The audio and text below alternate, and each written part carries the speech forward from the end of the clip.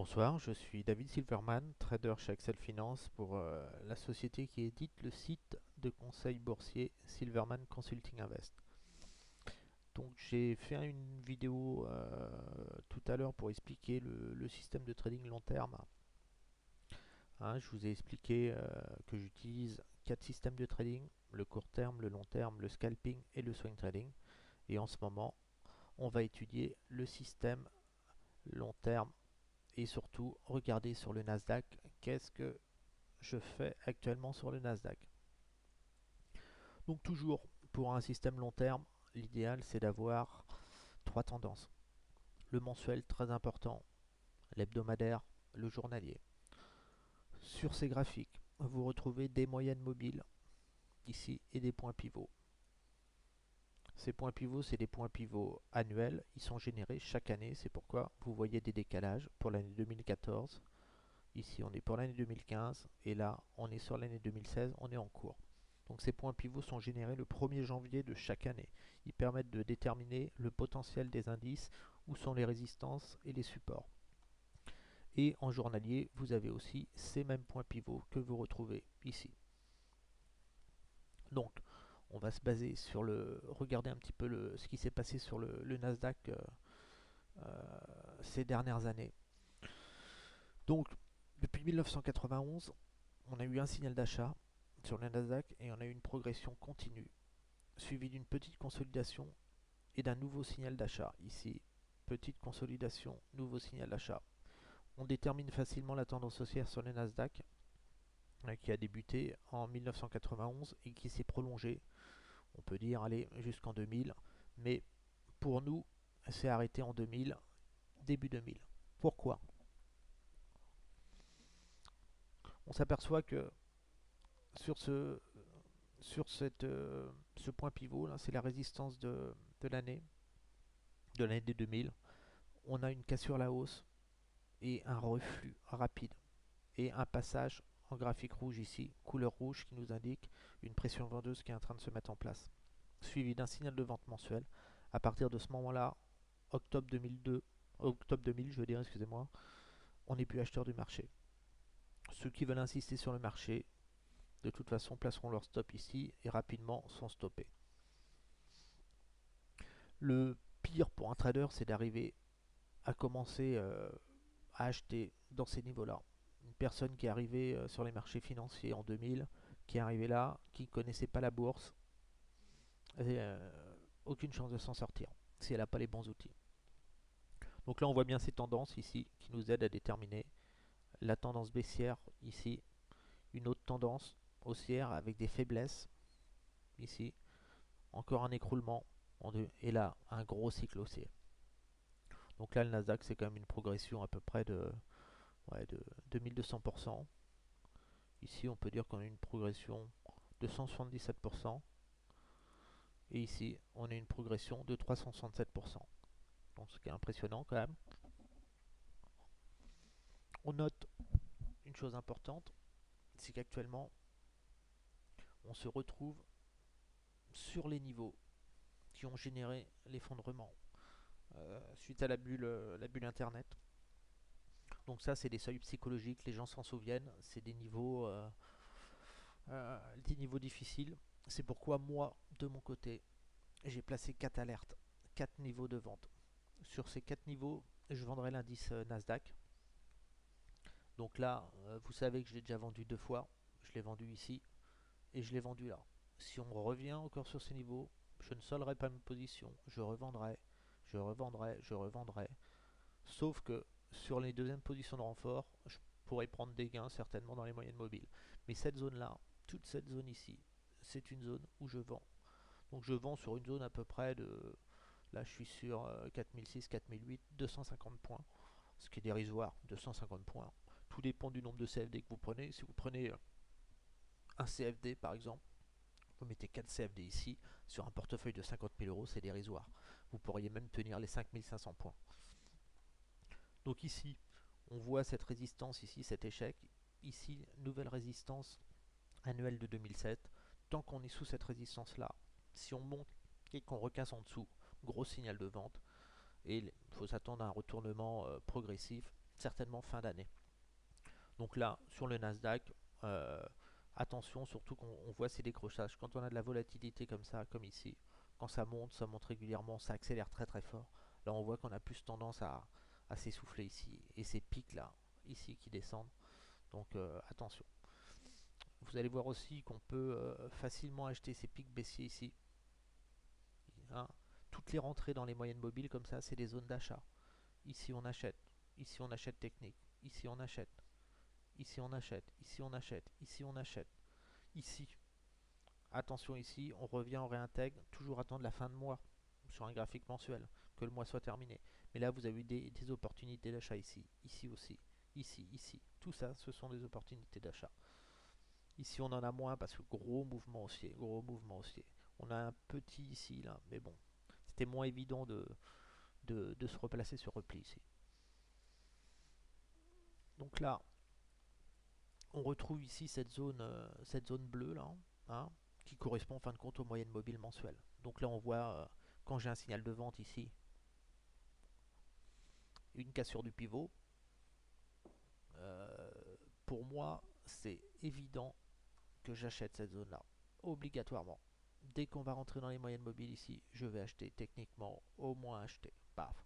Mais quand vous achetez ici, ça vous fait quand même un beau rebond de 23%. De quoi vendre tranquillement avec les bénéfices la zone là.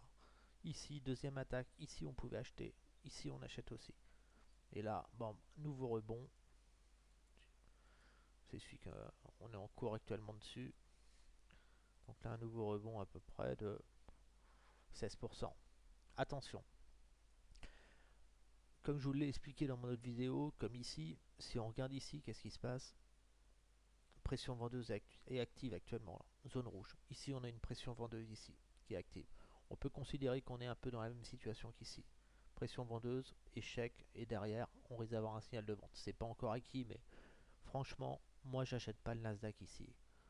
Quand on a acheté ici, on prend ses bénéfices et on cherche des gens capables de nous acheter nos valeurs. Mais on n'achète pas ici. On notera quand même qu'il passe pas inaperçu le petit signal mensuel qui est là, qui est en attente. Ici on en a un, ici on en a un. Ces signaux mensuels, il n'y en a pas beaucoup. Donc attention. Donc pour moi c'est un rebond technique sur le Nasdaq et on devrait avoir un échec dans la zone là. Hein. Un échec dans la zone là. Donc c'est pour ça que moi je vais vendre les niveaux là. Tac, tac, tac. Et je vais viser la zone des 3660, 3225. Donc cette zone là pour 2016.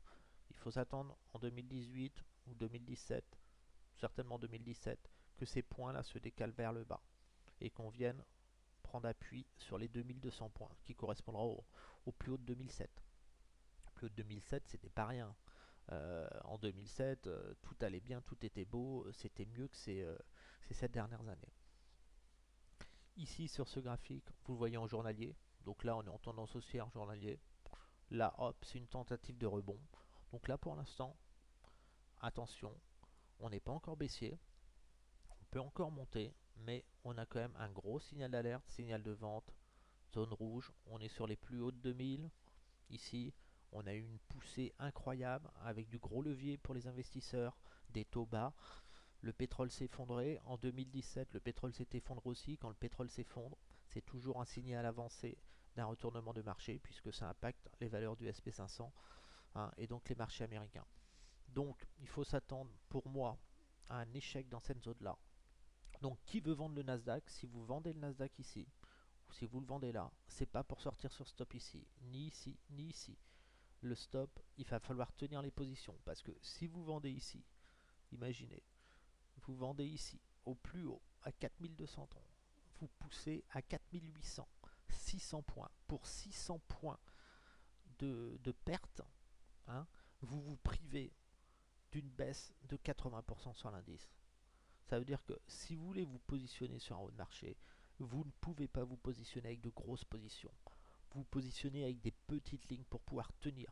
Vendre un haut de marché, c'est une volatilité de 100 points qu'il faut se préserver. Ça veut dire que si vous prenez une position, vous perdez 1000 points dessus, c'est pas grave, vous êtes dans une stratégie d'accumulation. Le but c'est de rentrer sur plusieurs niveaux en fonction des opportunités qu'il y aura pour lisser son prix de revient. Si vous vendez là, là, là et là, vous avez un prix de revient moyen. Donc c'est ça qu'il faut viser. Donc le plus dur, c'est de pas de savoir que le Nasdaq va retourner entre 3006 et 3200 points, mais de savoir comment mettre en place une stratégie pour vendre le Nasdaq sans être obligé de sortir sur stop. C'est ça. Donc là, il faut calculer par rapport à votre trésorerie ce que vous êtes en mesure de supporter. Mais vendre le Nasdaq aujourd'hui, c'est accepté. Si vous vendez sur le niveau là, il faut encaisser facilement 340 points. 340 points, c'est pas énorme. Hein, comme je vous le montrerai sur le GPP, GPY, quand j'interviens sur cette devise, mes stops sont des fois à 500 points dessus. Hein, je rentre sur plusieurs zones, donc c'est vraiment de la stratégie d'accumulation, quoi. Mais pas faite n'importe comment. Autrement, vous attendez un beau signal de vente. Et voilà, le risque, c'est bien sûr de vous choper un décrochage et de vous retrouver à vendre ici et d'avoir loupé la moitié du chemin. Je tiens à rappeler que quand il y a des cracks boursiers, les gens ne voient pas la baisse. Ils ont l'impression que le marché rebondira le mois d'après et ils se rendent compte que ça fait un an que le marché de baisse et ils n'ont pas vendu. Hein, si on prend on va faire un petit tour sur le Dow Jones tout à l'heure. Le Dow Jones, il baisse depuis plus de 6 mois. Donc là, en graphique journalier, pareil, moi je surveille ces supports-là, ces résistances-là, je veux dire, ces zones-là, très intéressantes. Donc pour moi. Donc moi je m'attends à un échec du Nasdaq dans cette zone-là. Moi je vais travailler le Nasdaq à la baisse. Il y a encore du délai, on peut encore tenir, on peut encore faire du range et tout. Mais un truc qui est sûr, c'est qu'on va descendre, descendre, et ce sera brutal quand ça va se produire. Donc il faut être placé avant tout le monde, avant tout le monde. Ceux qui ne veulent pas vendre maintenant, parce qu'ils veulent attendre des signaux, ils ont peur, machin, c'est compréhensible. Par contre, n'achetez pas, n'allez pas mettre des gros achats sur le Nasdaq sur ce niveau-là, ça peut décrocher. Regardez des mouvements comme ça, là, ça baisse, ça remonte, donc attention. Donc là, à retenir surtout sur ce type de graphique, on est sur des plus hauts, on a une pression vendeuse sur des fortes corrections du Nasdaq. Là, on a des baisses de 18, ici on a des baisses 17%, on se rend une baisse de 15% sur l'indice, ça s'achète 15%. Quand on est toujours dans une tendance haussière comme ça, on achète ces zones-là, ces moyennes-là. Ça, c'est des MM 136 qui correspondent aux moyennes 34 ici. Donc là, ici, vous pouvez tenter. C'est du gagne-pain. Là, vous placez 5 ou 10 CFD ici, mais regardez ce que vous gagnez derrière. Ici, on ne peut pas se retourner brutalement. Hein. Il faut passer par cette zone de range qui est en train de se mettre en place. Donc moi, je m'attends plus à une poussée encore ici, certainement buter sur les 4006. Je sais même pas si je vais pouvoir vendre ici, mais après un retournement de l'indice. Hein. Donc là, le but, c'est de vendre si possible dans la zone là. Toute cette zone là doit être mise à profit pour vendre et viser allez, les 3000, les 3008, 3800 points. Et après, je pense qu'on aura un rebond encore ici. On va rebondir. Il y en a pour à peu près, pour moi, 12 à 36 mois de baisse. Hein. La baisse du Nasdaq ici, elle avait duré 2 ans et 6 mois. Donc vous attendez pas à voir le Nasdaq à 2000 points en 2016, ou alors ce serait catastrophique. Mais ouais, si on prend la baisse là, ça fait quoi? Ça fait ouais, disons 3 ans. 3 ans, on est encore sur les plus hauts. Allez, on va se placer là. 3 ans, ouais, ça ferait 2019. 2019. Hein. Surtout que les cycles de 7 ans, faire toujours attention à ces cycles-là. Là, ça fait 7 années de hausse. Si je prends ici, ouais, ça fait 7 ans. Les cycles de 7 ans, l'or n'a pas aimé le cycle de 7 ans. Les cycles de 7 ans, c'est jamais, jamais, jamais bon. Hein. On va regarder le pétrole.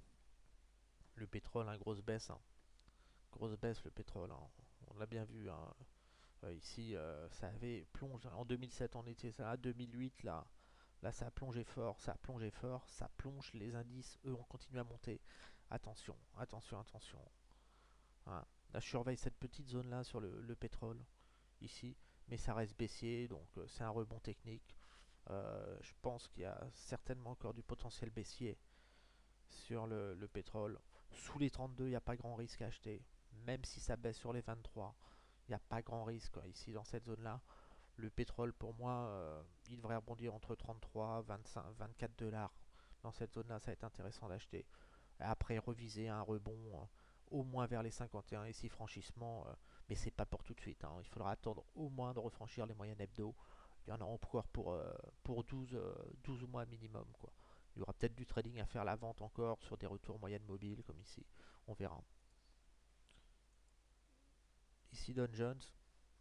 Dow Jones, pareil, hein. Dow Jones, mes alertes, on les voit ici.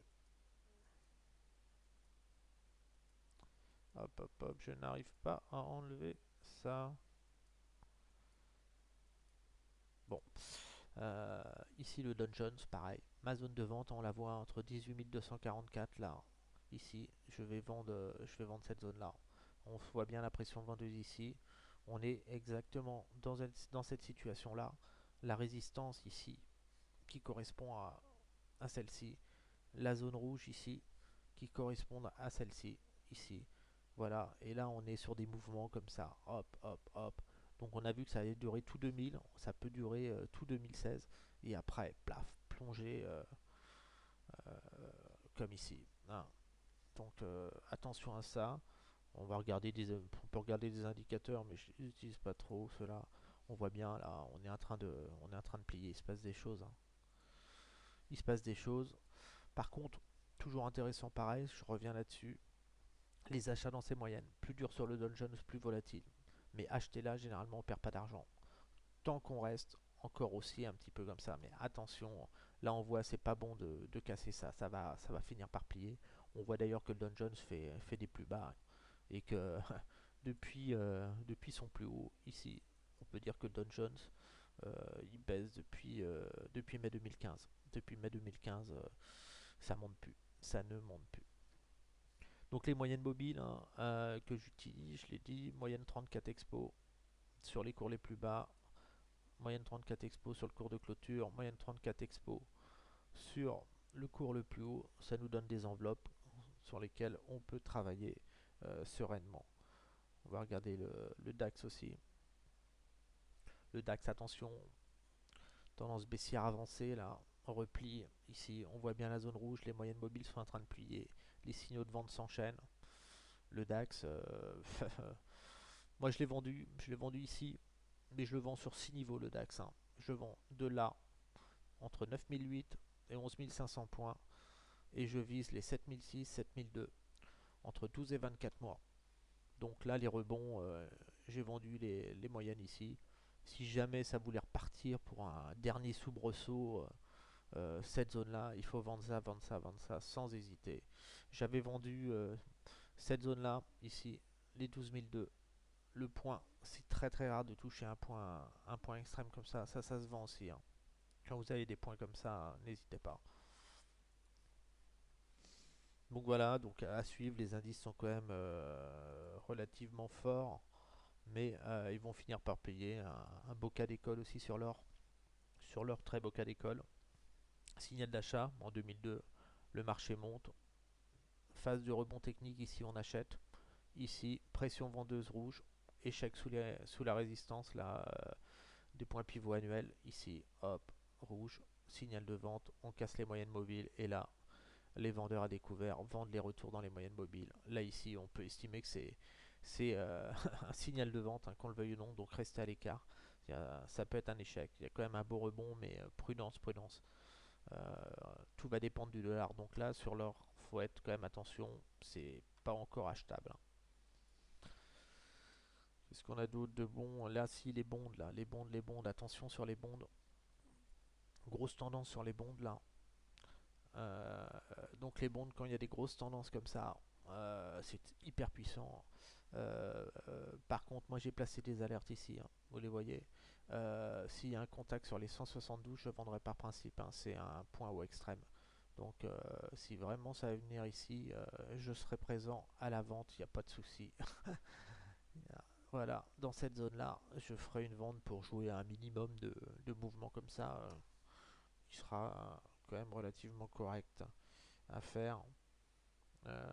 Qu'est-ce qu'il y a d'autre d'intéressant? Je surveille les matières premières en ce moment. Matières premières toujours baissier. Par contre, on est un peu, comme on a vu sur les indices, là, le retour à 430, je surveille ça aussi, hein. Support annuel, après grosse vague baissière, hein, Ici, le weight, il a perdu 75% de sa valeur dans cette zone-là. Surveillez, surveillez. Si j'ai des signaux de rebond technique là, dans les mois à venir, je vais certainement acheter les 430 et viser une poussée 630, 700. Hein, baisse des indices, refuge sur les matières premières. Viser cette zone-là, ça pourrait être très très intéressant. J'avais le café que je surveillais aussi dernièrement. Café, café, café. Qui m'intéressait. Là, pareil, café, je surveille ça de près. Grosse baisse, hein, on voit bien les mouvements de baisse, hein, toujours pareil. Hein. Échec sur la résistance annuelle, paf, paf, paf. Et là, on tombe en rebond technique. Point haut extrême, point pivot extrême haut, on short par principe. Tous les points pivots ici que vous avez sur mes graphiques, ça se vend. Dès qu'un cours touche ça, vous pouvez vendre, c'est du 100% ici. Hein. Donc là, on voit bien le support annuel qui est ici, qui correspond comme par hasard à celui de 2000. Donc là, acheter dans cette zone-là, ça pourrait réveiller une petite tendance haussière qui pourrait mener.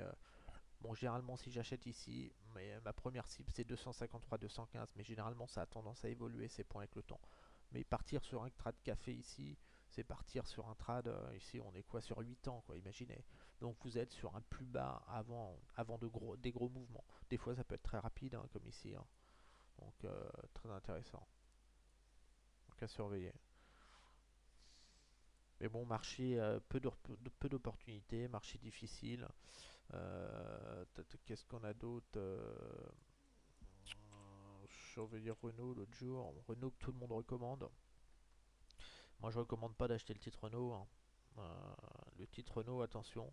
Donc, généralement, sur des retournements de marché, quand j'anticipe un marché baissier et que je veux jouer un marché à la baisse, et que je rentre dans des positions vendeuses, déjà, je connais mes potentiels baissiers. Mes potentiels baissiers sur Renault, c'est inutile d'acheter quand vous êtes sous la résistance ici, après un fort mouvement haussier qui s'essouffle. Inutile d'acheter tant que vous n'êtes pas minimum rentré dans cette zone-là. Donc il faudra attendre cette zone-là. Donc sur 2016, et vous prenez vos bénéfices. Au passage, on note sur le titre Peugeot, toujours pareil, ayez ces moyennes mobiles. Regardez ici, là, les zones d'achat. Quand vous achetez là, vous êtes tranquille. Bah, vous achetez là une fois, deux fois, trois fois, quatre fois, cinq fois, six fois, sept fois, huit fois, neuf fois, 10 fois, 11 fois, 12 fois. 12 fois. Et regardez les mouvements que vous avez derrière. Donc ça à suivre. On note quand même qu'on est sous le pivot de l'année. Moi j'aurais tendance à dire, si jamais vous revenez dans cette zone-là entre 92 et 105, c'est du bonheur pour vendre parce que je ne pense pas que la zone tiendra longtemps. Donc voilà, je vais vous laisser deux vidéos. N'hésitez pas à me faire vos retours pour savoir ce que vous avez besoin, ce que vous ne comprenez pas, ce que vous aimeriez avoir. De façon que je puisse vous aider à la lecture de nos graphiques. Si demain vous êtes client de notre site internet, vous aurez ces graphiques avec les conseils, vous pourrez mieux suivre votre trad. Et si vous n'êtes pas client, eh ben, n'hésitez pas, ça nous permet d'avoir des avis, des idées pour évoluer et puis surtout faire de vous que vous soyez gagnant aussi en bourse parce que on va rentrer dans un marché difficile et il faut quand même de la méthode et de l'expérience. Donc déjà, ce que vous pouvez faire, ce que je vous recommande, c'est créer un graphique, utiliser les moyennes mobiles 34 Expo, ça marche dans toutes les tendances, utiliser des remplissages derrière et des points pivots. Il y a Pro Real Time qui doit en faire des points pivots aussi, ils en ont. Vous pouvez les utiliser. Ce ne sera pas les mêmes que nous. Mais dans ce cas, vous nous envoyez un message si vous avez un doute sur une valeur, on est là, ou vous prenez un abonnement à notre site internet aussi, et on sera toujours là pour, euh, pour soulever un doute. Hein. Donc voilà, je vous souhaite une bonne nuit à tous. Moi, je vais aller me reposer.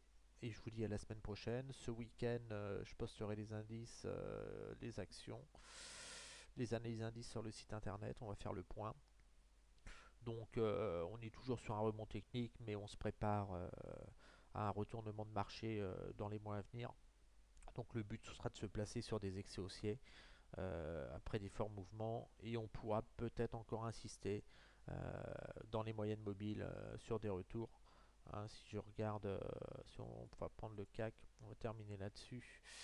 CAC 40, ici, CAC 40.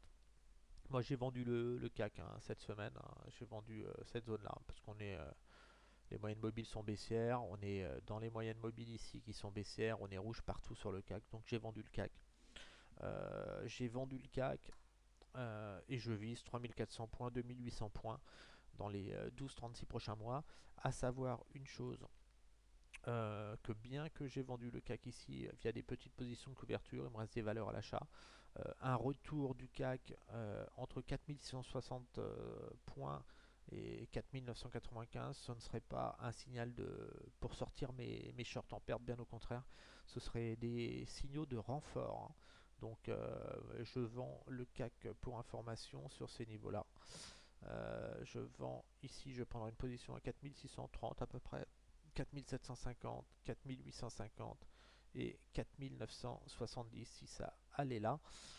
Et je vise un retour dans la zone des 3800, 3650 dans un premier temps, puis un rebond en direction des 4000, 4000 points, 4002 et après la phase finale 3450, 2900 points. Donc je suis pour l'instant en trading. On voit bien ces mouvements de baisse. On peut avoir un dernier mouvement de baisse et un petit rebond de, de, de baroud d'honneur du CAC. Mais pour moi, le CAC 40 c'est plié. C'est plié, c'est plié. On n'a pas les résultats économiques suffisants. Les valeurs sont au sommet. Donc attention, attention à ça. Et on va cesser aussi les achats dans ces moyennes mobiles puisque maintenant elles sont baissières. On ne peut plus faire ces achats qu'on avait fait ici. Ici, on pouvait acheter. Là, on voit bien maintenant, ça commence à être baissier. On est sous pression vendeuse rouge. On ne peut plus se permettre. Maintenant, on aura les retours dans les moyennes mobiles. Hein, on voit qu'ici, il y a une belle zone de vente à 4000 et il y en aura d'autres, il y en aura d'autres, il y en aura d'autres. Donc pour l'instant, zone de range ici, phase de retournement, tout retour dans cette zone-là, c'est des zones de vente pour jouer des accélérations baissières. Peut-être une formation de tête à épaule ici avec le potentiel qu'elle a à suivre. Ça va pas baisser, ça va être encore, ça va s'accrocher encore à la hausse et tout. Parce que les bancaires ont bien baissé, les bancaires peuvent rebondir et tout, il peut y avoir des petits rebonds Brent, mais le potentiel du CAC 40 pour 2016, pour moi, si on prend par rapport au cours actuel, est limité actuellement à entre 15 et 7%. Voilà, 15-7% avec un potentiel baissier de 13 à 20%. Si on prend le cours de clôture de ce soir, sinon le potentiel baissier est sur une vente 4630 et de 25% et sur 5000 points sera de 31%, 1500 points. Donc pour prendre des positions sur de larges zones, toujours prendre de petites positions. Si vous avez un portefeuille de 50 000 euros, rien ne vous empêche de vous positionner avec un CFD sur chacun de ces niveaux. Si vous vendez par exemple ici, là, vous avez 4501 CFD, ça vous fait 5 CFD, 5 euros du point, avec un prix moyen lissé, vous pouvez tenir votre position facilement. Mais 5 CFD avec un prix de revient au-dessus de 4006, quand vous tombez à 3400 points, ça vous fait 4 fois 1221 euros de gagné à faible risque, hein. Après, il est évident que si vous prenez grosses positions vendeuses, attention, rien ne vous empêche aussi de vendre sur le long terme ici et de profiter de conserver votre position long terme vendeuse sur l'indice et d'acheter court terme si jamais il y a une poussée haussière histoire de réduire votre prix de gain. Vous pouvez très bien être vendeur de 10 CFD sur l'indice CAC à 4000 à 5000 points et très bien être acheteur de 10 CFD à 4000 points. Ça, c'est tout à fait pesable. Si vous utilisez la plateforme Saxo Bank qu'on utilise, pour avoir une position à la vente et à l'achat sur le même produit, il faut obligatoirement que sur une des positions, il y ait au moins un stop ou un ordre limite de placer. C'est pour ça que moi, toutes mes positions vendeuses, hein, quand on est rentré dans la zone 2015, j'ai vendu les extensions hautes des pivots, là, ici, hein. Donc j'ai vendu toute cette zone-là. J'ai des ordres de vente du CAC que j'ai vendu au-dessus de 5100 points avec des ordres limites de 3450 points de rachat, 3105 et 2890 points. Donc j'ai des ordres limites de rachat dans cette zone-là, ce qui me permet que mes positions vendeuses long terme sur l'indice ne sont pas annulées quand j'achète par exemple un pivot ici à 3900 points pour jouer du rebond. Mais quand je solde ma position sur mes achats court terme, ça me réduit mécaniquement mon prix de revient sur mes ventes long terme. Ça, c'est des stratégies à mettre en place. C'est pas parce que vous êtes vendeur long terme que vous ne pouvez pas acheter court terme. Voilà, je vous souhaite une bonne fin de soirée et à bientôt.